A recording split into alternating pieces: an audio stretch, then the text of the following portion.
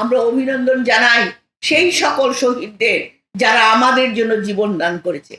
কিন্তু আমাদেরও কিছু কর্তব্য আছে। আমরা শুধু তাদের স্মরণ করলেই চলবে না, শুধু সমবেদনা দিয়ে একটু আলোচনা সভা করলেই চলবে না, তাদের জন্য আমাদের কাজ করতে হবে। আজকে জানেন অনেকে পঙ্গু হয়ে বিভিন্ন জায়গায় হাসপাতালে বিভিন্ন জায়গায় চিকিৎসাবিহীন অবস্থায়। আপনি জানেন আমাদের আমাদের দেশনায়ক আমাদের জনাব তারেক রহমান ভারপ্রাপ্ত চেয়ারম্যান, যিনি বিএনপি পরিবার বলে একটি সংগঠন করে সমগ্র বাংলাদেশে এই আহতদের পাশে থেকে তাদেরকে সহায়তা দিচ্ছে। তেমনি আমাদের অনেক ভাইরা বিভিন্নভাবে বিভিন্ন নেতারা সহায়তা দিচ্ছে। এটা আমাদের করতে হবে। তবে ভাই আজকে একটা কথা মনে রাখতে হবে, আমরা অর্জন করেছি, সেই অর্জনকে আমাকে ধরে রাখতে হবে। সেই অর্জনকে ধরে রাখতে হলে আমাদেরকে কি করতে হবে? আমাদেরকে করতে হবে আমরা ঐক্যবদ্ধ থাকতে হবে। এখন আমরা একটা অস্থির সমাজে বাস করছি, যে সমাজে নানা রকম ষড়যন্ত্র চলছে। বাংলাদেশে আবার একটি কালো ছায়া ধীরে ধীরে পড়ছে, কিন্তু সেই কালো ছায়া দূর করতে এখনো বিএনপির নেতা কর্মীরা জাগ্রত। আমাদের নেতা ভারপ্রাপ্ত চেয়ারম্যান বলেছে, আমাদের খোকন বলে গেছে, তুমি যদি ভয় পাও তবেই তুমি শেষ। কাজে আমাদেরকে ভয় পেলে চলবে না, আমাদেরকে সবাইকে বুঝিয়ে জনগণকে ঐক্যবদ্ধ রেখে আমরা যে প্রস্তাব দিয়েছিলাম সংস্কার 31 দফা, সেই 31 দফার সংস্কার, সেই প্রস্তাবটা কোত্থেকে এসেছিল?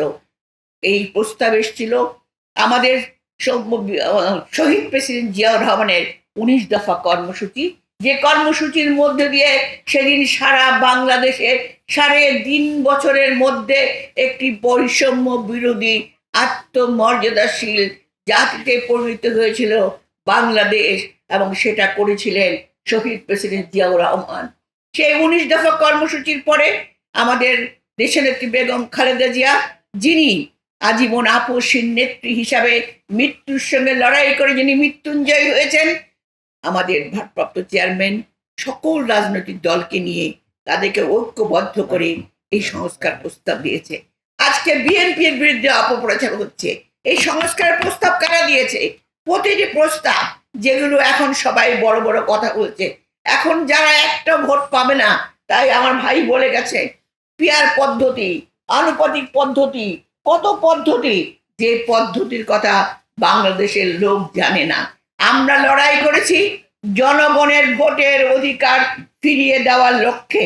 বাংলাদেশের তরুণ প্রজন্ম আজকে কত বছর ভোট কাকে বলে জানে না। এই ভোটের মাধ্যমে জবাবদিহিমূলক সরকার প্রতিষ্ঠা হবে। সেই সরকার প্রতিষ্ঠার মধ্য দিয়ে সংস্কার হবে, যে সংস্কারগুলো আজকে আলোচিত হচ্ছে, সেই সংস্কারের মধ্য দিয়ে বাংলাদেশকে আমরা অবশ্যই পারবো। আমার শহীদ প্রেসিডেন্ট জিয়াউর রহমান পেরেছিলেন, দেশনেত্রী বেগম খালেদা জিয়া পেরেছিলেন, তবে আমার ভারপ্রাপ্ত চেয়ারম্যান, যার নেতৃত্বে এত বড় আন্দোলন সংগঠিত হয়েছে, সেই ভারপ্রাপ্ত চেয়ারম্যান যিনি এখনো বলছেন তোমরা অনেক বড় দল, তোমরা সহ্য করো, তোমরা সমঝোতা করো, তোমরা ধৈর্যশীল হও। তার কারণ আমাদেরকে এক থাকতে হবে, আমাদেরকে জনগণের কাছে পৌঁছতে হবে।